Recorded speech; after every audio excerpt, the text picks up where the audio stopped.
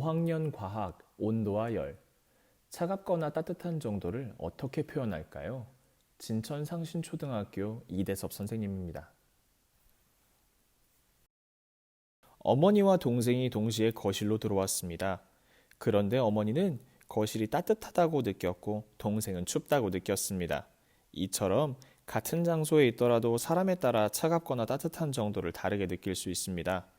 차갑거나 따뜻한 정도를 정확하게 표현하려면 어떻게 해야 할까요?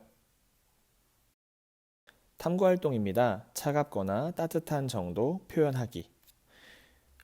그림에서 요리사는 음식이나 음식 재료의 차갑거나 따뜻한 정도를 어떻게 알 수 있을지 한번 이야기해 볼게요.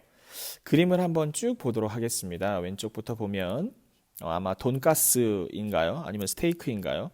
돈가스에 그 뜨거운 밥을 담고 있고요. 그리고 뒤쪽 그림에 보면 화덕이 보입니다. 화덕에서 피자를 굽고 있죠. 피자를 굽고 있고 그 옆에 있는 요리사는 모르긴 몰라도 뜨거운 면을 지금 대접, 뭐라고 하지? 보울? 아니면 접시? 접시치고는 좀 다르죠. 여기에 담고 있습니다. 그 옆에 있는 분은 큰 냄비에 스프 같은데요. 스프를 끓이고 있고요. 그리고 그 뒤에는 요리 도구가 있고 그리고 유리 보울 속에 채소들이 들어있는데 아마 얼음물이 아닐까 생각을 합니다. 아까 그 스프를 만드는 요리사 오른쪽에 있는 분은 뜨거운 고기를 익히고 있습니다. 양파도 같이 익히고 있어요. 그렇죠? 마지막 요리사분은 차가운 냉장고에서 고기를 꺼내고 있다. 혹은 뭐 집어넣고 있다라고 해도 똑같은 말이겠죠.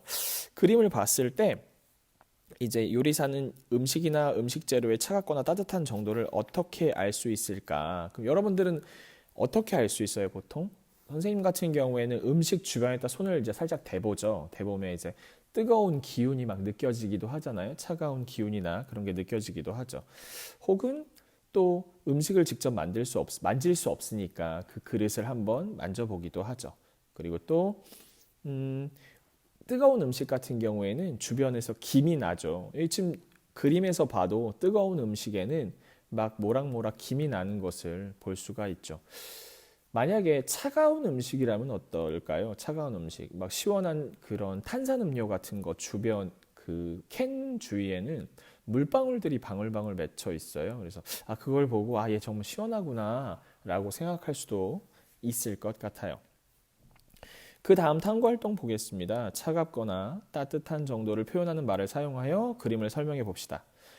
뒤에 있는 그 채소들을 보면 얼음물에 담겨 있죠. 그래서 얼음물에 담겨 있는 채소가 차갑다 이렇게 얘기할 수 있을 것 같아요.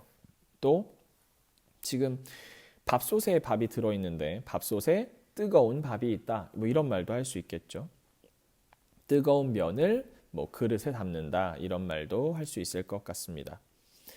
뭐 냉장고에서 차가운 고기를 꺼낸다, 뭐 차가운 고기를 넣는다, 뭐 이런 말도 쓸 수 있겠죠.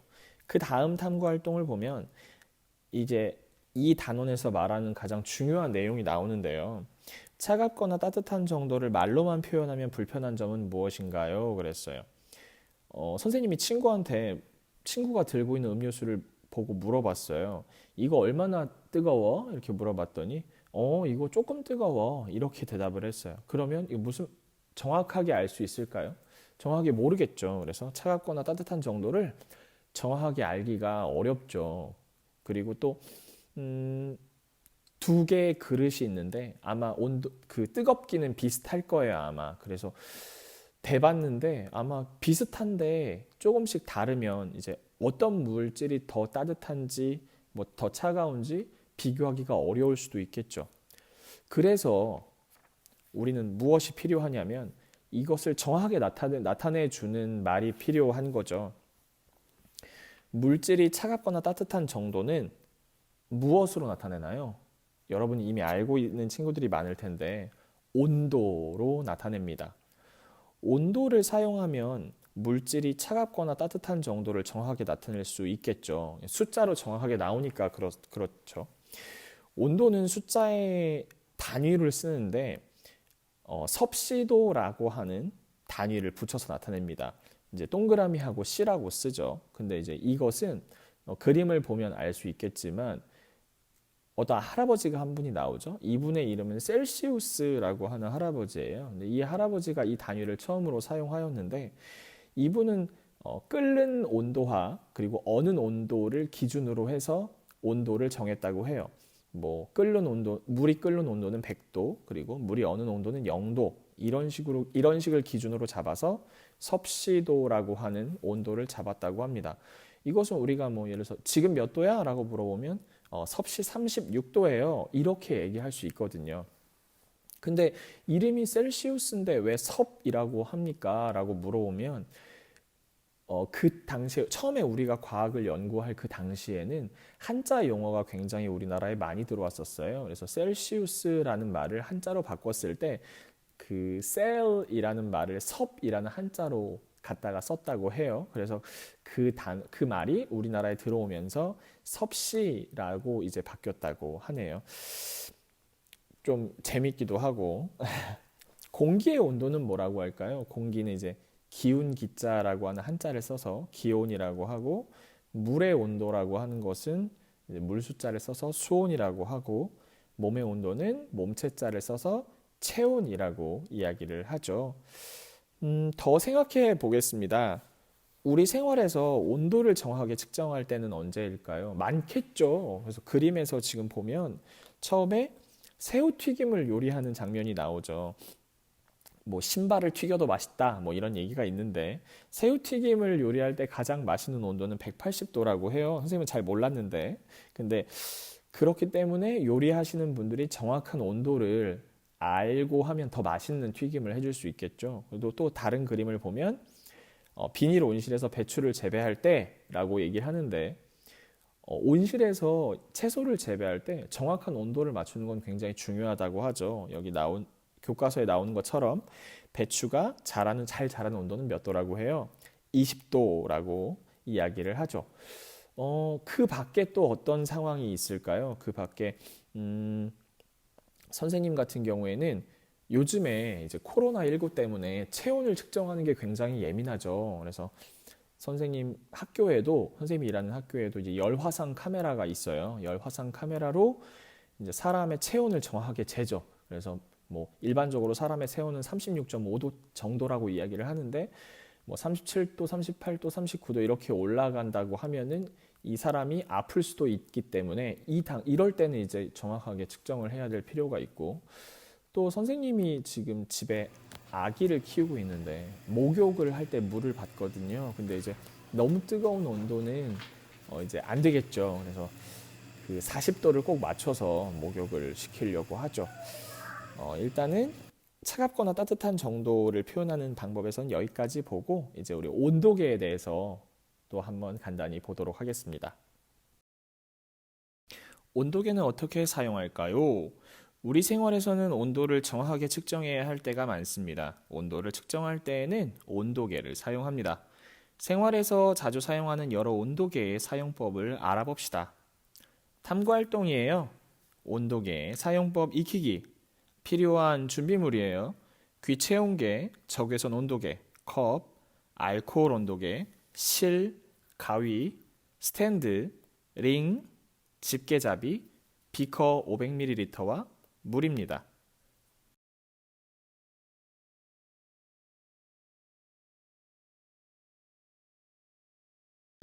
보건실에 와서 저기 이 이름이 뭐죠 얘는? 접촉실 고막 체온기. 고막 체온계 정식 명칭은 고막 체온계인가 봐. 이게 선생님이 한번 체온을 직접 측정을 해볼게요. 이게 어떻게 되는지. 먼저 전원 버튼을 누르고 그리고 귀에 넣어서 이 버튼을 누르면 된다고 해요.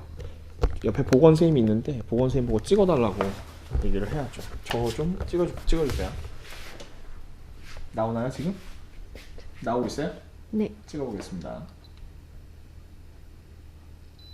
나왔어요. 그러면 지금 온도가 36.5도니까 전 정상이네요.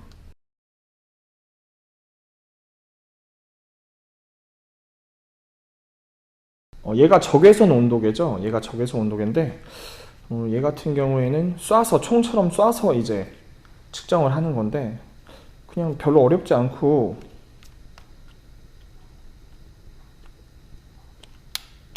얘를 누르면 바로 켜지네요. 별로 어려운 게 아니에요. 이 버튼을 누르면 바로 켜지고 그리고 그 빨간색 빛이 나가죠. 빨간색 빛이 나가는데 그러고 나면 쉽게 측정을 할 수가 있는데요. 쉽게 측정을 할 수가 있어요. 이렇게 쉽게 측정을 할 수가 있습니다. 별로 이렇게 어려운 것 같지는 않아요. 좀 멀리 있는 것도 측정이 가능하네요. 멀리 있는 것도 측정이 가능해요.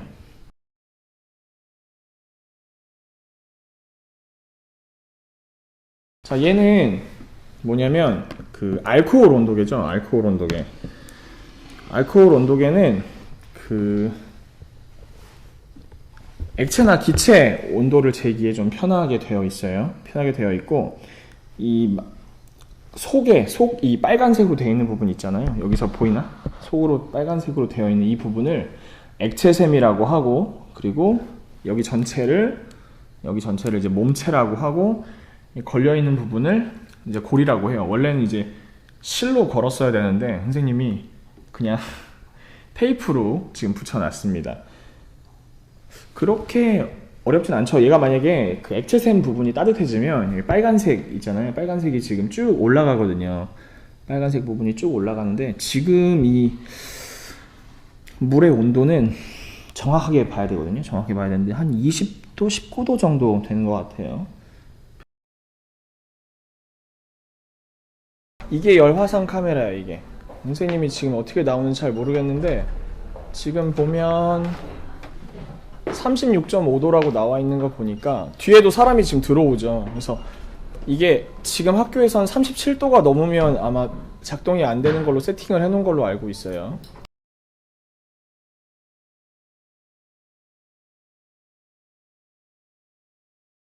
그럼 지금부터 이 적외선 온도계로 한번 교실을 측정해 보도록 하겠습니다.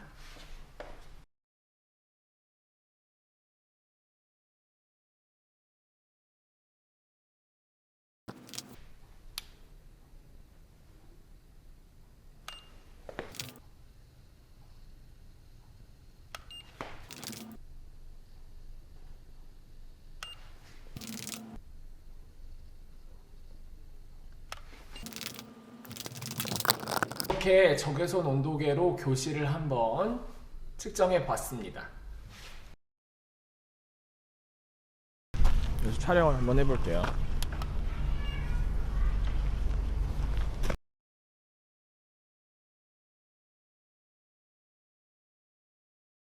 온도가 엄청 다양한데요. 실제로 가서 온도가 얼만큼 나오는지 한번 보여드리겠습니다. 온도, 그죠? 그리고 33도 정도 되는데 그늘인 땅은 확 떨어져요. 20.7도. 그래서 그늘인 곳과 그늘이 아닌 곳이 정말 차이가 심하구나. 적외선 온도계와 알코올 온도계는 어떤 물질의 온도를 측정할 때 사용하면 좋을까요? 적외선 온도계는 알코올 온도계로 대기가 어려운 것을 측정하면 좋겠죠. 뭐 컵이나 책상, 벽이나 철봉 같은 것들을 측정하면 좋을 것 같아요.